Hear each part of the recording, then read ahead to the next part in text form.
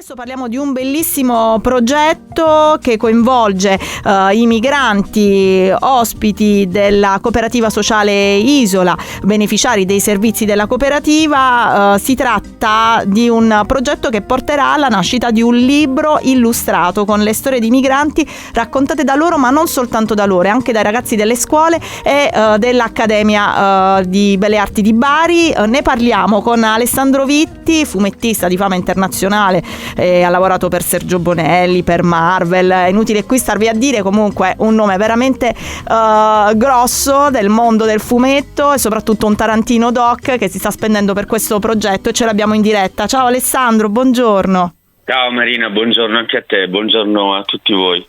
Allora, Alessandro, ci racconti come sta andando questa esperienza che coinvolge i migranti della cooperativa Sociale Isola, ma anche i ragazzi della Renato Moro e chi studia per fare il tuo lavoro o comunque per entrare nel mondo dell'arte, insomma tante energie tutte insieme. Sì, l'idea di unire tutte queste realtà è nato proprio dall'invito della cooperativa a coinvolgermi per coordinare inizialmente il lavoro dei ragazzi dei rifugiati e dei richiedenti asilo che la cooperativa sta sostenendo. Inizialmente dovevamo raccogliere le loro storie e farle illustrare da loro, però continuando a parlare, perché poi la cosa bella è scambiare idee, ritrovarsi, chiacchierare insieme. Nel continuare a parlare la storia, il progetto ha preso una forma molto più ampia. Ho voluto condividere con loro l'idea che la cooperativa stessa porta avanti, cioè il progetto di includere questi ragazzi in una realtà totalmente nuova che gli permetta di rinascere totalmente ad una vita priva di stenti, insomma un modo per ricominciare. Però allo stesso tempo il piacere di portare avanti la parola inclusione mi ha spinto ad invitare a coinvolgere realtà di vario tipo e quindi far sentire loro ancora più inclusi, cioè dove le loro storie non finivano solo tra le loro mani, ma anche tra le mani di altri che leggendole eventualmente avrebbero evocato altre emozioni.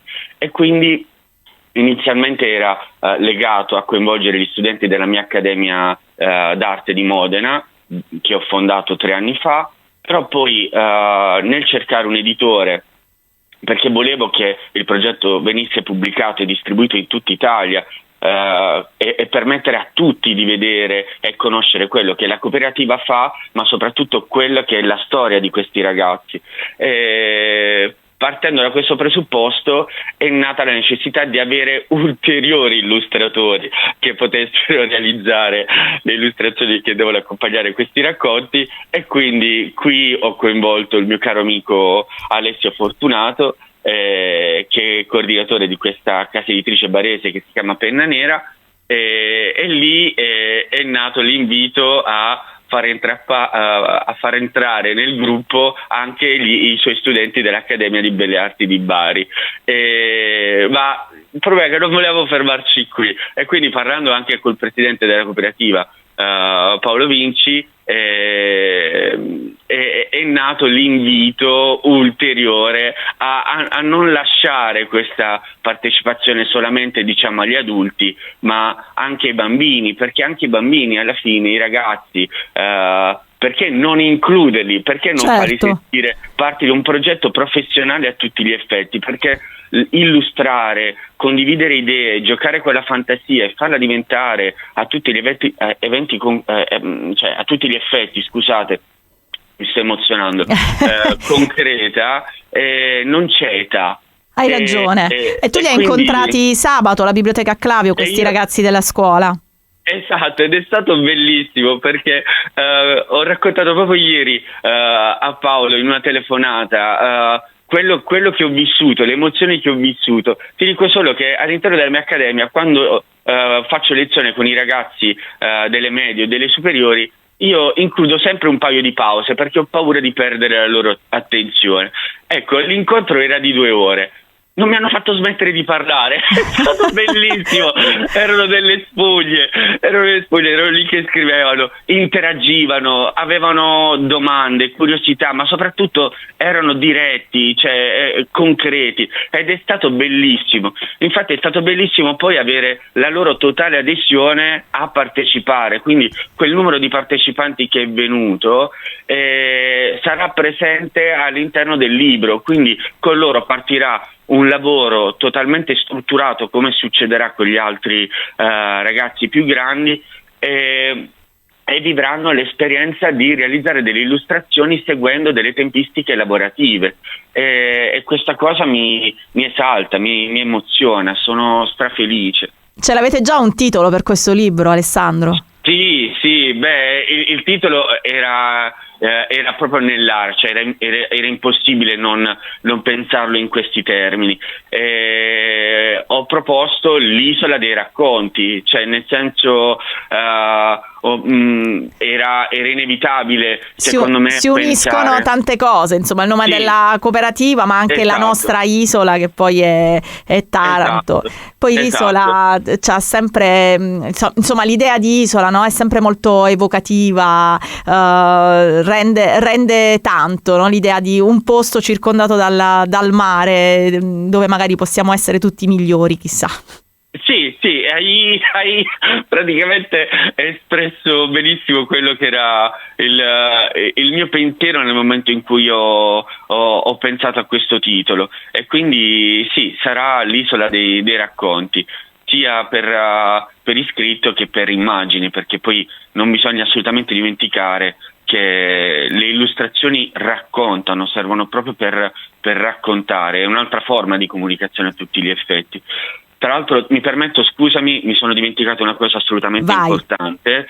A questi racconti verranno incluse anche delle storie a fumetti. Per rendere ancora più evocativo è importante il lavoro che la cooperativa fa con questi ragazzi.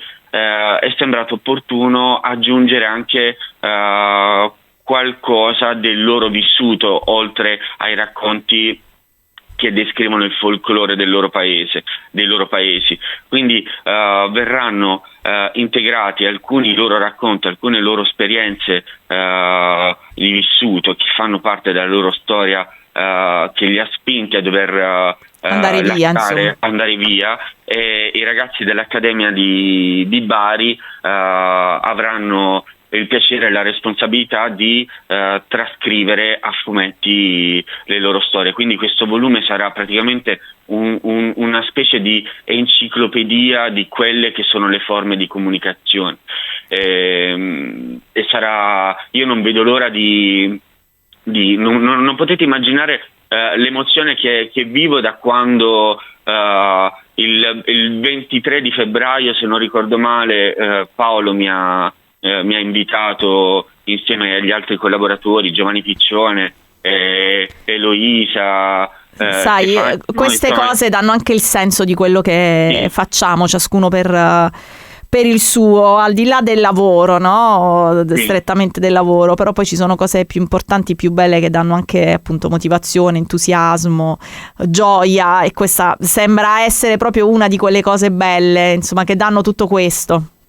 Sì, hai detto bene. Grazie Alessandro per essere stato con noi. Grazie ad Alessandro Vitti. Ovviamente vi aspettiamo appena il libro ci sarà, lo dobbiamo presentare in grande stile. Sì, io non vedo l'ora.